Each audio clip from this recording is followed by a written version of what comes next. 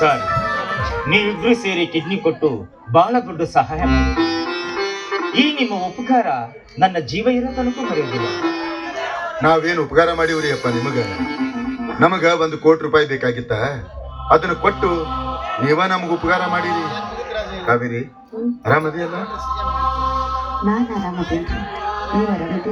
ನಾನು ಆರಾಮದೀನಿ ಕಾವೇರಿ. ನೀ ಮಾಡಿದ ಈ ತ್ಯಾಗ ನನ್ನ ಜೀವ ಇರೋ ತನಕ ಮರೆಯೋದಿಲ್ಲ ಕಾವೇರಿ. ಸರ್, ನಿಮ್ಮಿಬ್ಬರಿಗೆ ಏನು ತೊಂದರೆ ಆಗೋದಿಲ್ಲ. ಇನ್ನು ಬೇಕಾದಷ್ಟು ದಿನ ಬದುಕಬಹುದು. ಆದ್ರೆ ನಾನು ಬರೆದು ಕೊಟ್ಟಂತ ಮಾತ್ರೆ, ಔಷಧಿ, ಟಾನಿಕ್ ಇವುಗಳನ್ನ ನೀವು ತಪ್ಪದೆ ತಗೋಬೇಕು.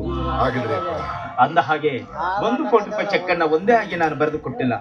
25 ಲಕ್ಷ ರೂಪಾಯಿ ಹಾಗೆ 4 ಚೆಕ್ ಅನ್ನ ಬರ್ದೀನಿ, ತಗೊಳ್ಳಿ.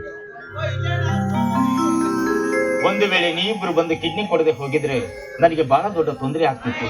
ಯಾಕಂದ್ರೆ ನಿಮ್ಮ ಕಿಡ್ನಿಯನ್ನು ಪಡೆದಂತ ನಮ್ಮ ಪೇಷಂಟ್ ಕೋಟ್ಯಾಧೀಶ್ವರರು. ಅವರು ನನ್ನ ಎಜುಕೇಶನ್ಗಾಗಿ ಬಹಳ ದೊಡ್ಡ ಸಹಾಯ ಮಾಡ್ಯಾರ. ನಿಮ್ಮ ಬ್ಲಡ್ ಗ್ರೂಪ್ ಮತ್ತು ಅವರ ಬ್ಲಡ್ ಗ್ರೂಪ್ ವಿಶೇಷತೆ ಏನಂದ್ರೆ, ಈ ಬ್ಲಡ್ ಗ್ರೂಪಿನ ಹೆಸರು RH-L ಎಂದು ಕರೀತೇವೆ. ಇದನ್ನ ಇಡೀ ಜಗತ್ತಿನಾಗ ಕೇವಲ 50 ರಿಂದ 55 ಜನರಿಗೆ ಮಾತ್ರ ಇರ್ತದೆ.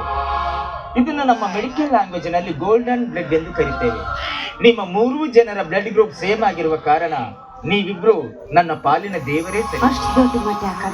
ಪರವಾಗಿಲ್ಲಮ್ಮ. ಅಂದ ಹಾಗೆ ಈ 1 ಕೋಟಿ ರೂಪಾಯಿ ಅವಶ್ಯಕತೆ ಏನಿತ್ತು ಸರ್? ಹೇಳೋದಿಲ್ರಿಪ್ಪ, ಹೇಳಾಕ ನನ್ನ ಮನಸ್ಸು ಒಪ್ಪುದಿಲ್ರಿಪ್ಪ. ಅಮ್ಮ, ನೀವಾದ್ರೆ ಹೇಳಿ. ನಾನು ಮೈದಾ MBBS ಪಾಸ್ ಮಾಡೇನ್ರಿ ಅಪ್ಪ. ಮೈದೂನ ಅಂದ್ರೆ ನಿಮ್ಮ ಯಜಮಾನ್ರ ತಮ್ಮನ? ಹೌದ್ರಿ. ಈಗ ಅದೇನೋ MS ಕಲಿಯಕತ್ತನ್ರಿ, ಅದಕ್ಕಂತ ಈ 1 ಕೋಟಿ ರೂಪಾಯಿ ಬೇಕಾಗಿತ್ತು. ಎಂಥ ತ್ಯಾಗಿಗಳಮ್ಮ ನೀವು.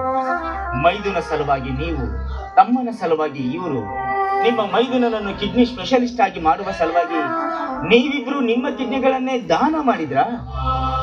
ದಾನ ಮಾಡಿಲ್ರಿ ಅಪ್ಪ, ಮಾರ್ಕೊಂಡಿವಿ. ಸರ್, ಎಷ್ಟೇ ಹಣ ಖರ್ಚು ಮಾಡಿದ್ರು ನಮ್ಮ ಪೇಷಂಟ್ಗೆ ಸರಿ ಬಂದುವಂತ, ಎಸ್ಪೆಷಲಿ ಈ RH-L ಬ್ಲಡ್ ಗ್ರೂಪ್ ಇರುವಂತ ವ್ಯಕ್ತಿಗಳು ಕಿಡ್ನಿ ಸಿಗೋದು ತುಂಬಾ ಕಷ್ಟ. ಅದು ಸಾಧ್ಯವಿಲ್ಲಂದ್ರೂ ತಪ್ಪಿಲ್ಲ. ನಿಮ್ಮ ಕಿಡ್ನಿಗಳೇ ನಮ್ಮ ಪೇಷಂಟ್ಗೆ ಸರಿ ಬಂದಿದ್ದವು.